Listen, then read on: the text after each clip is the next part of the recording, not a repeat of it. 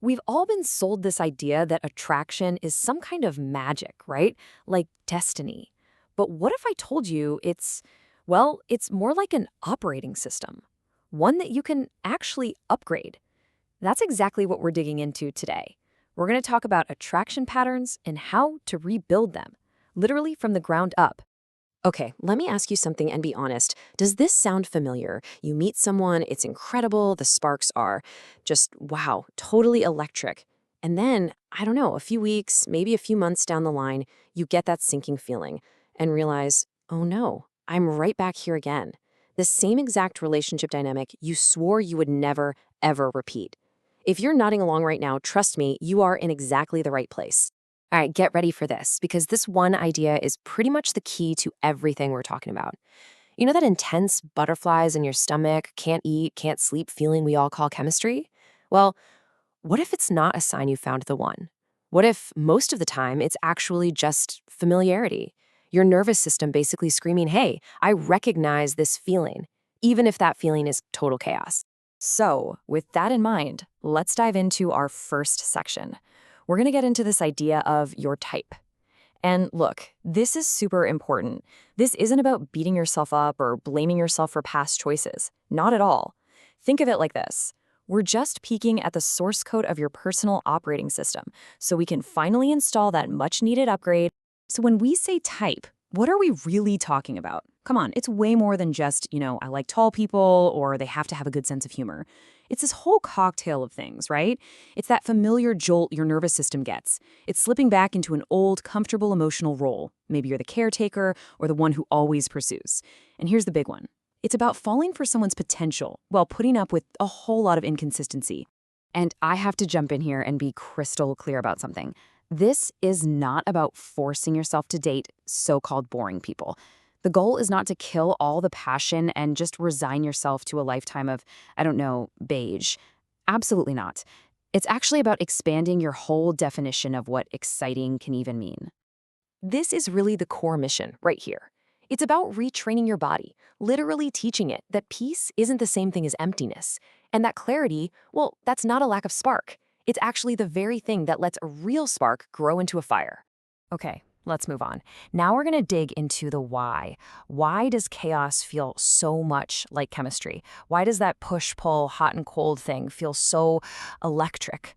We're about to look at the psychological code, the hooks that make these old patterns so darn hard to shake. I mean, that's the million-dollar question, isn't it? If we know these relationships end up hurting, why do they feel so magnetic, so irresistible when they start? The pull is real, it's powerful, and there are a few very specific psychological reasons for it. Okay, reason number one, something called intermittent reward. The easiest way to think about this is a slot machine. Seriously, that warm and cold behavior, a flood of amazing texts, and then radio silence. That gets your brain hooked. You have no idea when the next little hit of attention or affection is coming, so you just keep playing the game, pulling that lever, hoping for a tiny win. It is one of the most addictive patterns there is. And then we get to the really deep stuff. Unfinished business. On a subconscious level, you're often pulled toward people who feel familiar because they represent some kind of old emotional wound. It's like your brain is trying to go back in time and fix it to finally win that love that you had to earn or that felt just out of reach. It's a powerful, powerful drive to heal the past in the present. And last but not least, we have fantasy bonding. Oh, this one is huge. This is when you're not actually falling for the person who's right there in front of you. Nope, you're falling for their potential. You're falling for the version of them that could exist. If only they'd open up or deal with their stuff or finally see how perfect you are together. You're basically in a relationship with a fantasy, a daydream, not a real person.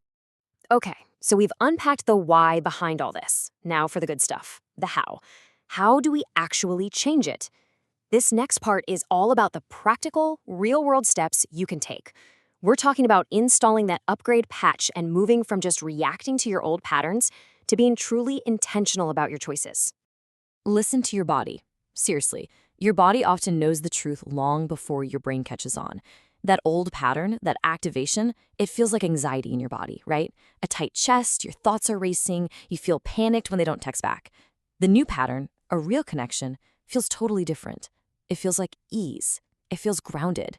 There's this steady warmth instead of frantic highs and lows. The first step is just learning to notice the difference in how you physically feel.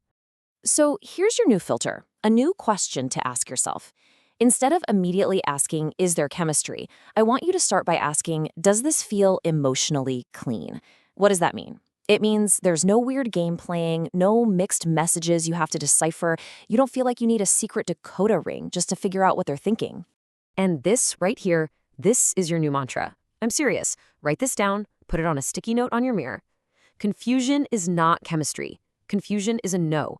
The second you start feeling that mental fog, the second you're overanalyzing their text with your friends, that is your signal. It is not a sign to lean in and try harder. It's a sign that this isn't right. Confusion is a hard stop. Okay, time to get super practical. In this section, we're going to put this new program into action.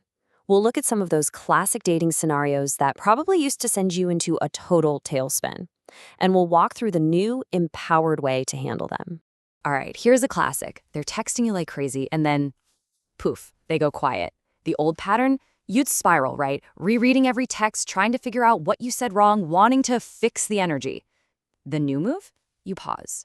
You just watch. You see the pattern for what it is, inconsistency. And you don't chase. You simply match their energy. Okay, scenario 2, that intense, fast whirlwind chemistry. It feels so special, so rare. The old pattern is to just dive in headfirst, right? The new move is to recognize that an intense feeling is just that, a feeling. It's not yet data. So you intentionally slow the pace. You give it time, you let their behavior, their actual actions, accumulate so you can see who they really are over time. Now this is probably the toughest one. You meet someone who is stable and consistent, and it feels a little boring. The old you would just assume there's no spark and walk away. The new move is to pause and ask yourself a really important question. Is something actually missing here, or is what's missing just the chaos I'm used to? You gotta give that stability some room to grow on you. Let it become sexy. Here is a super simple rule that will literally change the game for you.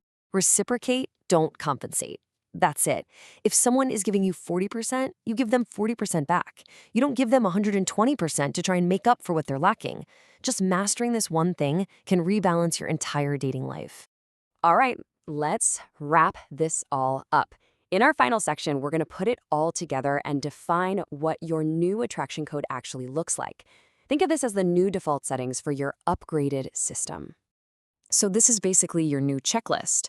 These are the things you're retraining yourself to be attracted to.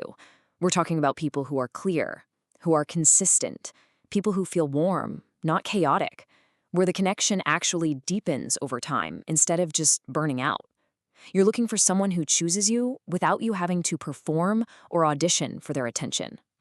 And just to say it one more time, because it's so important, this is not about lowering your standards for passion.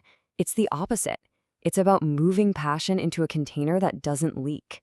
You're building something strong and secure so that amazing, passionate energy has a safe place to live and grow, instead of just leaking out through all the cracks of anxiety and confusion.